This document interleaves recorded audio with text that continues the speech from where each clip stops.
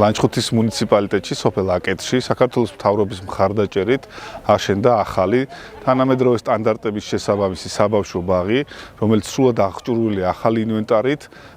აქ შექმნილია ის გარემო, რომელიც შესაბამისია ჩვენი მომავალი თაობის განათლებისთვის. ჩვენი მთავრობის მთავარი პრიორიტეტი არის მომავალ თაობაზე ზრუნვა და ამ მიმართულებით არაერთი პროექტი განხორციელდება მომავალში. სახელმწიფო რწმუნებულთან ერთად მოვინახულეთ აკეთის ახალგახსნილი ბაღი. ბაღი არის თანამედროვე სტანდარტებით აღჭურვილი.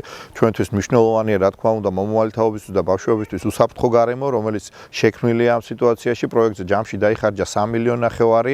ბაღი ემსახურება აკეთის ადმინისტრაციულ ერთეულში 4 სოფელს. ასევე მინდა აღნიშნო, გარდა აკეთის ბაღისა მუნიციპალიტეტში წლის ბოლომდე 3 ახალი ბაღი გაიხსნება, რომელიც აშენებულია და შესაბამისად ჩვენს მომავალ თაობას ეკნება თანამედროვე სტანდარტებით აღჭურვილი უსაფრთხო და მოწესრიგებული ბაღები.